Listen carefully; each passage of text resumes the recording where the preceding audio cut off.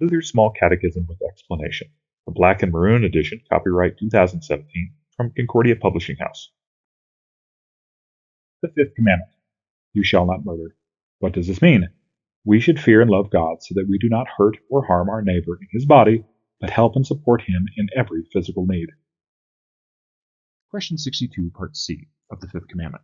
C. It forbids acting violently or abusively toward a child or spouse, child abuse or domestic abuse.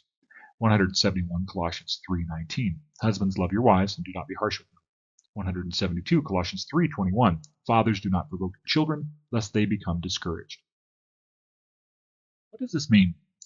It means that not only is killing involved or murdering involved, but it's also being harmful to your neighbor and talking about abusiveness, especially within a family unit. In the past, this has been used to give excuse of a person to be disobeying this commandment or abusing their spouse or their wife or their husband or their child by saying, well, the Bible allows me to do this, so I'm going to do this, and that's what I'm going to do, and I don't care. And like that, you don't know your Bible. That's the first thing. And the second is that you're supposed to be loving your neighbor the way God says. So you have to go to the Bible to say, what is a father supposed to be doing? What's a husband supposed to be doing? What's a child supposed to be doing? Know that first, and then you can kind of play it out on how you deal with each other. That's one end of the spectrum. The other end of the spectrum is when a person just throws the word abuse around. And that's wrong too. For instance, as you're at school and your teacher gives you a piece of homework that you don't like, you go, you're abusing me. Like, no, you're using the wrong word.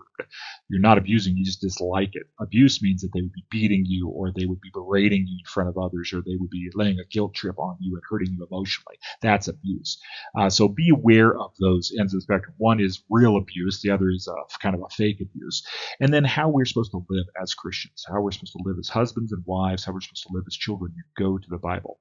And I give the advice too is that if you feel you're being abused as a child, as a husband or a wife, because it can happen to both of them, is reach out to somebody.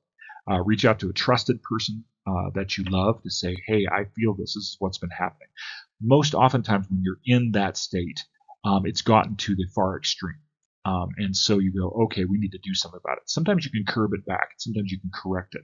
Sometimes you have to bring in authorities or counselors or other people to create boundaries so abuse doesn't happen. And the abuse can be physical, like I'm being hurt, bruised, that kind of thing.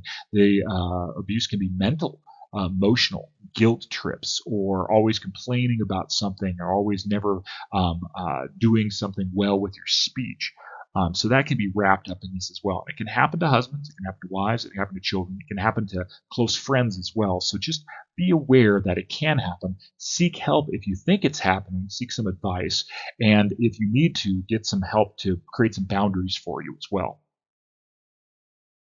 The Lord bless your day as well as your week.